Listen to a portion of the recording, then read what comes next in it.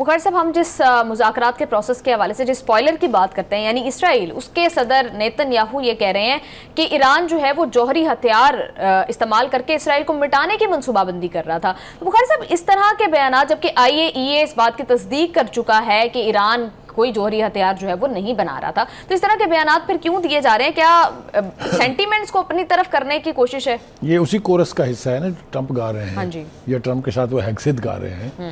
یہ اسی طرح کیا ایک پروپیگنڈا ہے، ایک باقاعدہ ایک کانسیپٹ جو ہے وہ ڈیولپ کیا گیا اور دنیا کو یہ تاثر دینے کی کوشش کی گئی کہ یہ تو جناب ایٹم بم آیا سو آیا ہمارے گھر میں.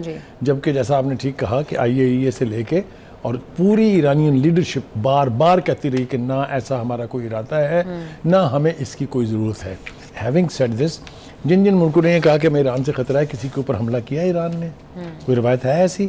تو کہنے کا مطلب یہ ہے کہ یہ اسی پروپیگنڈا کمپین کا حصہ ہے. اس لیے اس ایڈیٹ کو تو میرے خیال سے اس سے زیادہ سیریس لینا نہیں چاہیے. آگے بڑھتے ہیں جناب. میرے خیال سے جو سب سے فاسٹ ڈیولپمنٹ ہو رہی ہے وہ ہے یورپی یونین کی کنٹریز کی. اسپین نے انیشیٹ کیا تھا کہ ایک پورا مشترکہ اجلاس بلا کے 27 ملکوں کا اس معاملے کو دیکھا جائے کہ اس وقت کیا ہو رہا ہے. وہ اجلاس جو ہے وہ ہونے والا ہے اور اس کے اندر اسرائیل پر نئی پابندیوں کے حوالے سے یورپی یونین کے ممالک جو ہے وہ فیصلہ کریں گے. کچھ ممالک نے تو آلریڈی پابندیاں لگا دی ہوئی ہیں، آپ کے سامنے ہے یہ. اٹلی نے تو دفاعی معاہدہ کینسل کر دیا، اگر آپ کو یہ بھی یاد ہو. تو بہت جلد دنیا میں اسرائیل تو آئسولیٹ ہونے جا رہا ہے. ٹھیک ہے جی. اس کے بعد جو سب سے زیادہ پریشان کن بات ہے میرے لیے وہ ہے لبنان. لبنان کو بلیڈنگ وونڈ کے طور پہ چھوڑا گیا. کوشش کی گئی کہ اس کو نکالیں، اور یہ جو بندر ناچ رہے ہیں وہاں روبیو کی انگلیوں کے اوپر وہ تاریں جو ہیں، جس طرح وہ مداری نہیں کرتے وہ جو پپٹری جو کرتے ہیں اس کی طرح سے.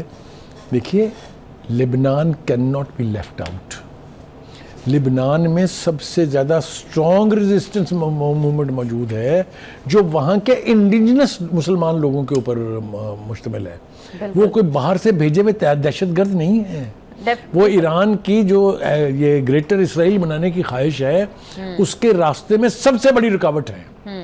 کیونکہ جس دن وہاں سے حزب اللہ کو ختم خدا نہ خواستہ کیا گیا، لبنان کا پریزیڈنٹ تو والنٹیئر کرے گا کہ ہم اسرائیل کا حصہ بن جائے. بالکل بخاری صاحب. اور ابھی کی لیٹسٹ اپڈیٹ یہ ہے کہ پاکستان، ذرائع سے اوبویسلی خبر آ رہی ہے کہ پاکستان جو ہے وہ سیز فائر میں توسیع کی درخواست کر رہا ہے. امریکہ سے بھی اور ایران سے بھی اوبویسلی اس حوالے سے بات ہو رہی ہوگی. تو مجھے تو لگتا ہے بخاری صاحب امریکہ خود کال کر کے پاکستان کو کہتا ہے کہ یار سیز فائر کی درخواست کر دو، ایران تو پریشرائز نہیں ہو رہا. دیکھیے، میں نے کہا کہ صورتحال اتنی گھمبیر ہوتی جا رہی ہے کہ اس سے پھر نکلنا بھی مشکل ہوگا. تو ابھی تو راستے ہیں، یہ راستے وقت گزرنے کے ساتھ ساتھ بند ہوتے جائیں گے. اگر سیز فائر سے پہلے سیز فائر ایکسٹینڈ نہیں ہوتی تو ذرا آپ سیناریو کا تصور کریں کہ نیتن یاہو جیسا بے وقوف جاہل آدمی کوئی بھی ایڈونچر کر کے پورے خطے کو پھر سے آگ کی لپیٹ میں جو ہے وہ ڈال سکتا ہے.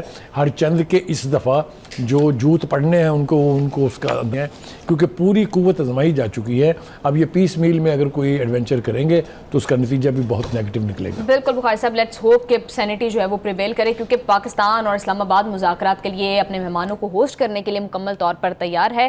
اور آئی ہوپ کہ ایران کی جانب سے بھی جو ہے وہ اس کا پازیٹیو جواب دیا جائے اور نیگوسیشن ٹیبل کے اوپر دونوں فریقین جو ہے وہ بیٹھیں.